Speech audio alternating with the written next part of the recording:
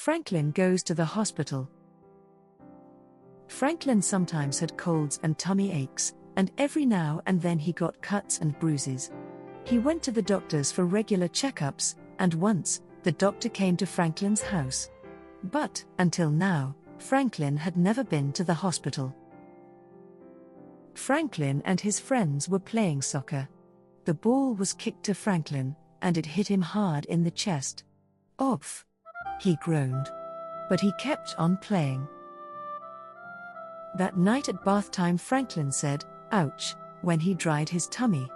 His mother took a closer look. She said. "We'll go to the doctor first thing tomorrow." With gentle fingers, Dr. Bear poked and prodded Franklin's shell. She discovered a small crack. "It isn't serious, Franklin," she said. "But I have to put a pin in your shell to help it grow properly. I'll schedule an operation for you tomorrow morning at the hospital." "Will it hurt?" asked Franklin. "We'll give you sleep medicine before the operation, so you won't feel a thing," replied Dr. Bear. "When you wake up, you'll be a little sore. But we'll keep you in the hospital overnight to make sure that you're okay." Dr. Bear explained that operations can only be done when a patient has an empty stomach. She told Franklin not to eat or drink after bedtime that night. Franklin didn't mind. His tummy was too busy flip-flopping for him to think about eating. After school, Franklin's friends came to visit.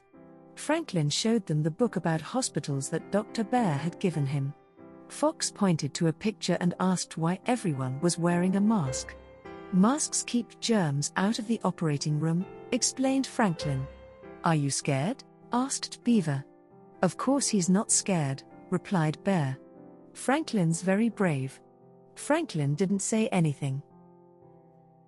It was early when Franklin and his parents left for the hospital. With his blue blanket and Sam clutched in his arms, Franklin said goodbye to his room. Franklin's mother gave him a hug. "You'll be home tomorrow," she reminded him. "I know," Franklin said softly. "You're a very brave little turtle," said his father. At the hospital, Franklin was given a bracelet with his name on it. Then an attendant pushed him down a long hallway in a wheelchair. Franklin stared at all the strange equipment on carts and trolleys, and he wrinkled his nose at the unfamiliar smells. As they went around corners and through doors, Franklin kept checking to make sure that his parents were keeping up. At last, they reached Franklin's room. A nurse gave Franklin a special gown to wear. She took his temperature and his blood pressure and listened to his heart. Next, she rubbed some cream on his hand. "This will numb your hand," she told him. "Then it won't hurt when the doctor puts in the needle for your sleep medicine." "Okay," said Franklin in a small voice.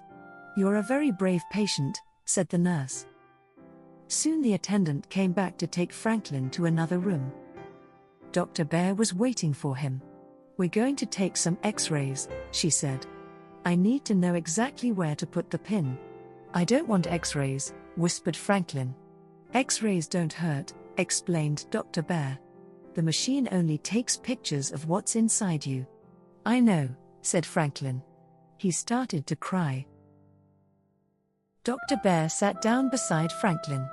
"Please tell me what's wrong," she said. Franklin sniffled. "Everybody thinks I'm brave, but I've just been pretending.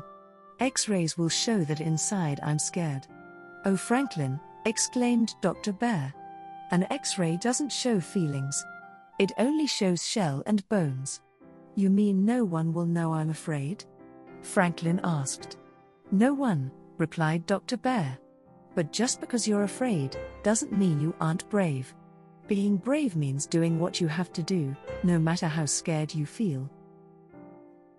Franklin thought for a few moments. "Well, I am scared to have the operation," he finally said. "But I know I have to, so my shell will grow big and strong." Dr. Bear smiled. "That's what being brave is all about." Franklin let out a very deep sigh. "I'm ready now," he said. When the X-rays were done, Franklin was taken to the waiting room. "We aren't allowed into the operating room, Franklin," said his father. but we'll be with you in the recovery room when you wake up, his mother promised. Soon Dr. Bear came to get Franklin. His mother and father kissed him and waved as he went through the doors. In the operating room, Franklin said hello to the other doctors and nurses.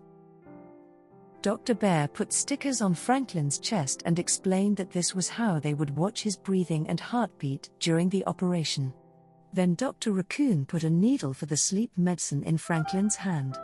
It didn't hurt at all.